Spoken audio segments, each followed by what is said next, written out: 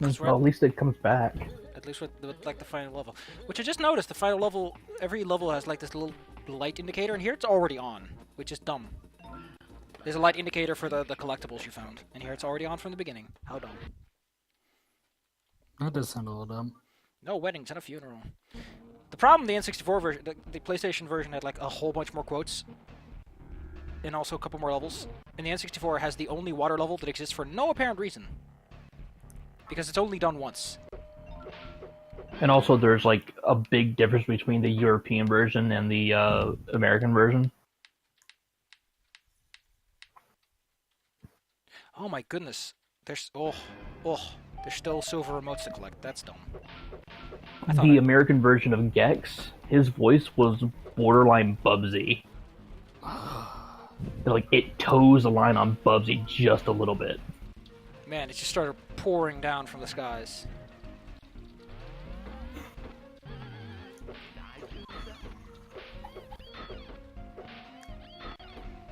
But the European version, he has like a smooth, deep British accent. Well, this is Gex Enter the Gecko, which is the Boom. second game. Yeah. How come every game that tried to make a franchise of itself had to have an enter thing? To be 100% fair, Gex was originally intended to be the 3DO mascot. Yeah, and that went over for them about as well as, well, Bubsy. I think they were actually the official mascot, but whatever. I'll give this level one thing. It's got some interesting themes going on. Like what? I've actually, like I said, I've never played it. I don't know. It's the biggest problem is just the camera's arse. But in this moment, there was like a mirror, and you had to push the buttons, and you saw in the mirror what you had to do, and it was like, oh, that's impressive for the N64 to pull off.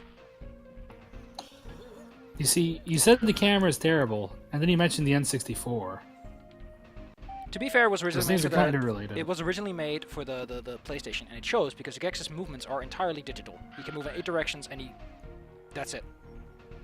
The thing is, otherwise, it's not bad. It's just that it really needed more refinement to work, and not be made for the PlayStation. There was a game on the PlayStation that I played a lot with a friend of mine. 2. One was a Twisted Metal clone. But it was actually a pretty good clone because it managed to have its own identity. Called Vigilante AIDS. Wasn't terrible, wasn't the best. But I had fun with it. But the big one I always remember is Battle Tanks. Battle Tanks. Which had this ultra edgy, grimdark storyline. Like, oh, that's a dragon.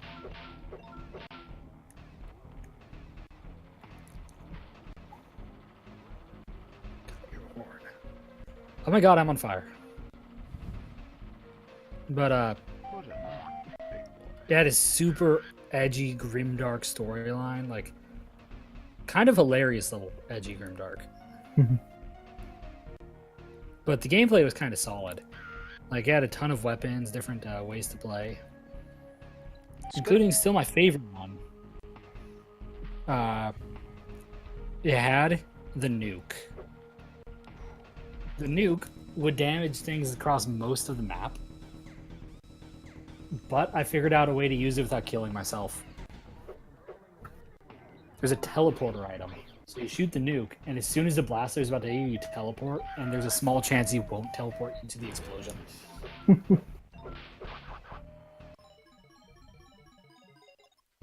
Also, it had like guided missiles. It had a lot of stuff for 64 game. 64 was actually a pretty good era for inventive games. Yep. Especially the ones on CD started to become cheap. So you could make things for your CD for cheap. Anyone could make a game for the PlayStation, PlayStation 2. It's kind of weird how this last level appears to have its own theme, its own 3 tiers of collectibles. And it's got a lot more going on, visually. So weird. So in Gex, you know how in Mario you have to collect 100 coins? Yeah. What if instead you had to collect 3 tiers of 30, 40, 50? and each of them sometimes had randomly differently scattered collectibles instead. That just sounds stupid. It was, and it is. I mean, the collectibles look nice, but the design just makes me wonder what their approach was. Who chose this? Alright. I'm gonna great. get some sleep, so I'll see y'all later. Nordfee. Hugs upon us, happy. Hugs upon us, island. Bye-bye. Night. This design is just, ooh, so much like flashing going on. This game would not be made today. Flashing or... It's annoying flashing. I could see someone having an epilepsy attack from it.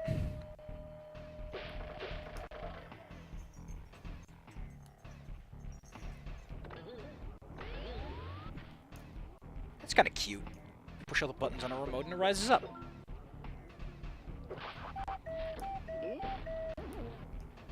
Still trying to shed my buzz something, are you?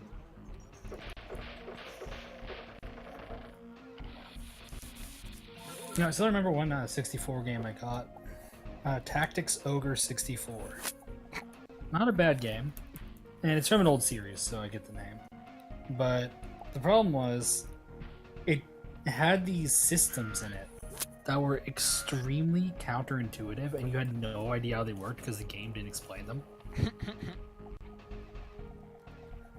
Such as chaos. You had chaos and lawful and good and evil, so the D&D ones. They didn't explain how they worked, and they dramatically changed how characters interacted with you and what characters you could get. That doesn't sound very good. It made it extremely frustrating because, here's an example. Enemies were chaos and lawful, like monster enemies. Yep. Attacking monsters was considered lawful. So you get lawful points, right? Logically. But there were subsets to that. If the enemy was weaker than you, it was chaos. That counts level and if they were already injured. That's so dumb. It is, and again, this was never explained. Like, this was a hidden background thing that people didn't start realizing until an emulator for it was made. Once you had the emulator, they could look at the code better. Man, this just sounds super frustrating to deal with. Like, the game just punishes you for... The game punished you for so much shit. And the thing is, if you had high chaos factor, you couldn't get certain characters on in your army who were the best characters. Oh, that was... Ooh.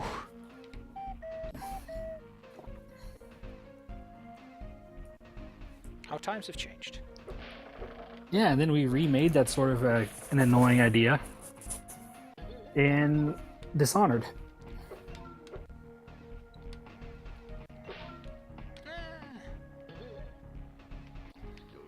You can't deny that was frustrating. I mean, the game technically scales to your playstyle. Do a lot of fighting, you do a lot of fighting. But it did get, like, but no really matter preachy with if it. you kill anything, it's Like, the gameplay doesn't suffer, it's the preachiness that makes it annoying.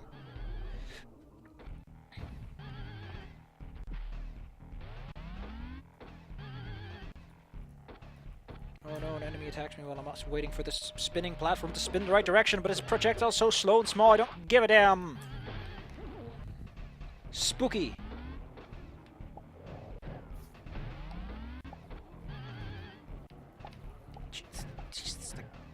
It's like a whole bunch of mechanics that never got introduced just suddenly. Like, hey, want to deal with some fun mechanics that would have been interesting earlier? Great.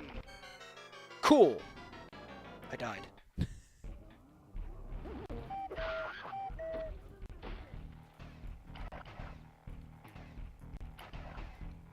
Kicks is really weird. I found a couple of levels where you need to die to respawn enemies and certain breakables to get the tokens you need to get the silver remote for collecting all the things. You heard of death boosting? Now let's try death boosting. I can honestly wonder if the PlayStation version was this bad or not. It's a really good question because...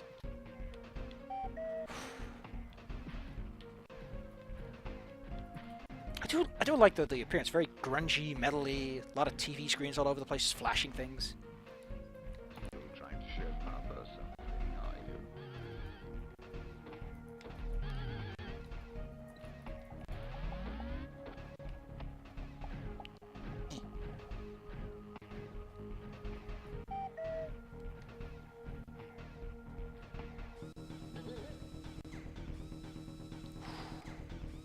This guy keeps saying that I'm like super white and rich. And I know I am white, but I just keep telling him, how do you know I'm white? Because you're not immediately denying it. But I kept saying it. I'm like, how do you know I'm white? Why does this make me white? I'm adopted, so, you know, that's a downside. My parents aren't rich, I work. Who plugged you in? The ledge grabbing in this is terrible. Because this is kind of lengthy animation and it just snaps into place and it's like, what the hell? For a second.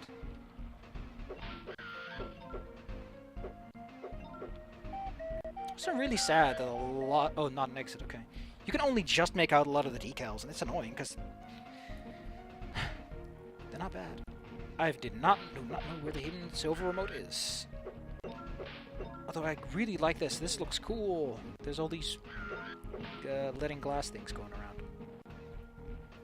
And all these weird TV screens and couches. It's neat.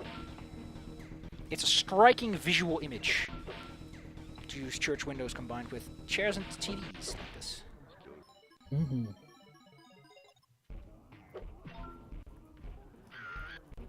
This is the room I remember from yonder yesteryear when I first played this. I think that's the exit, so wherever the silver remote is.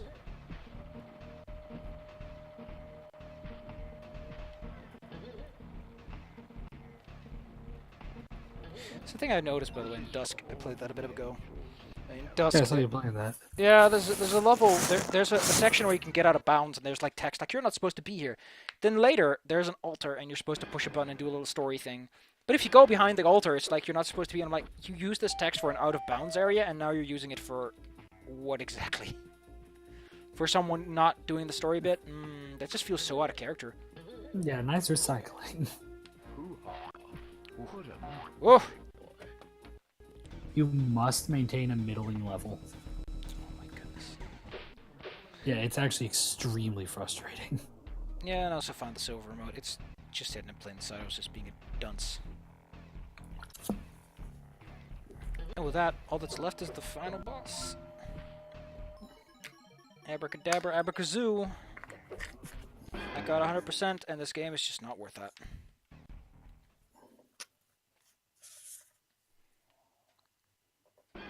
I was never 100%. So the indicators underneath the level are empty instead of full. That's dumb. But now we can enter Channel Z, aka you want to do a final boss? Let's go. Let's go see what the final boss is in this freaking game of game. Boss TV.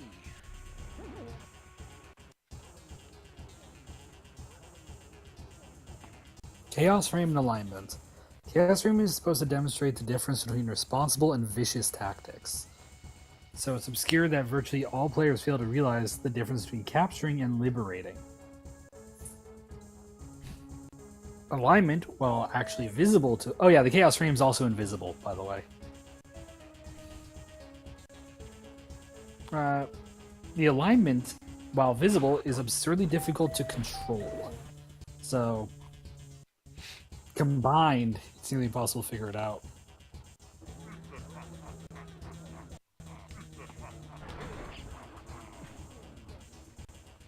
Judo chop.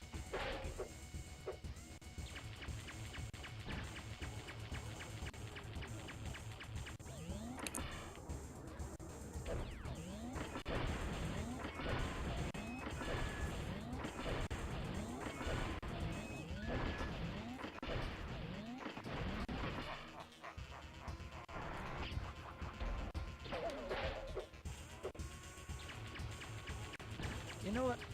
I'm just gonna save state through this fight. I don't care. This game. I mean, this is kind of cool. It does that thing where you're in the eyes of the bad guy and you see the crosshair go into place.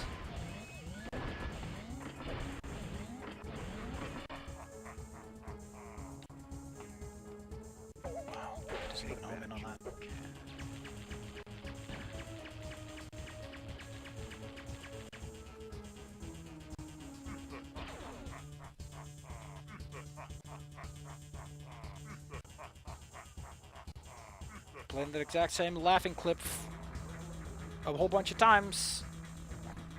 And now he's just bigger. It's gonna be one of those boss fights where you just run to the left. Oh, it's gonna be one of those.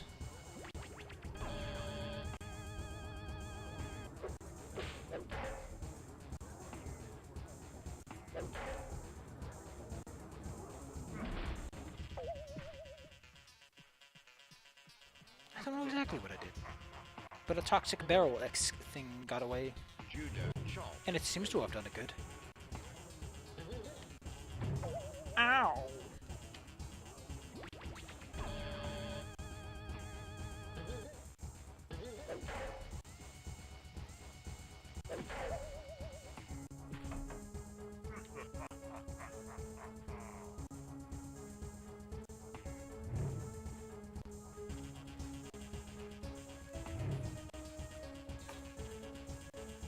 Now I'm waiting for this guy to just say, okay, fine.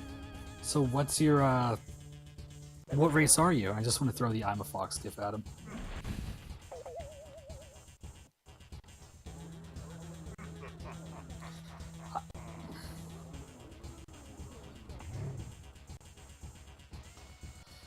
Say hello to the floor.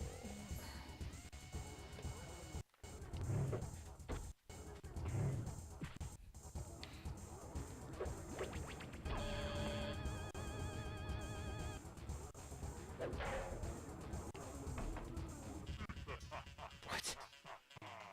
Only gave me one freaking boss swing to push the button. How rude. Jesus, this is just slow and pathetic.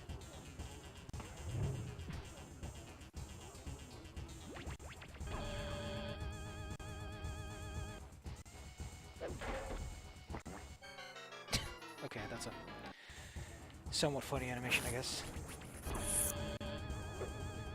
Oh, cool. I touched his hand, and now I die. I'm on my last HP, and I'm not gonna redo this fight, because it's not worth it.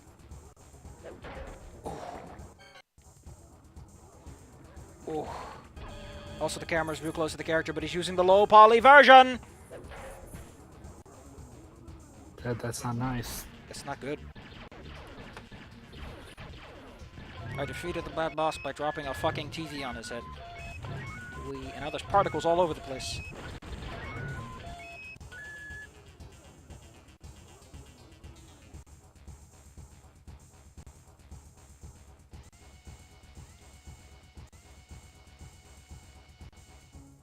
Now let's see the pathetic excuse of an ending sequence this game is going to pull out of its butt.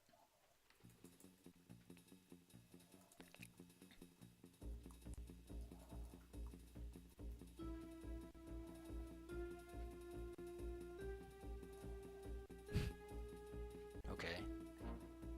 It showed me a random... Oh, it's showing me the silver remote locations for no adequate reason. Because I already have everything. Here's where it is. Oh, it's gone. Here's Yeah, oh, like okay. you see a transparent version of them. I just love to imagine the AI is like really awkward about that. You put it here. Oh shit. One of the silver remotes, the hidden ones, was just in the room with another objective. And I was like, okay, you literally see that upon entering the room. What a secret. Massively hidden. Master disguise. I think... I'm just gonna make it fast forward.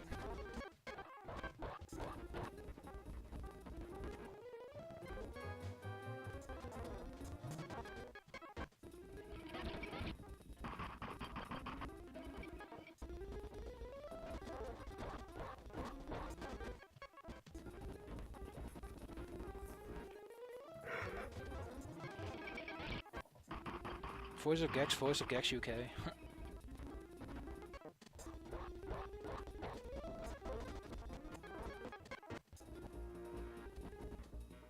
want to see that. Because I think this is just repeating.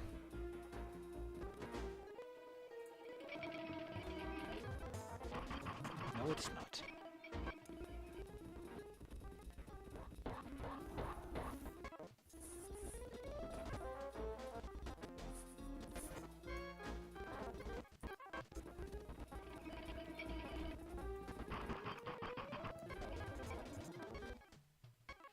I can't tell if this is repeating or not. But I will know if I see the voice guy.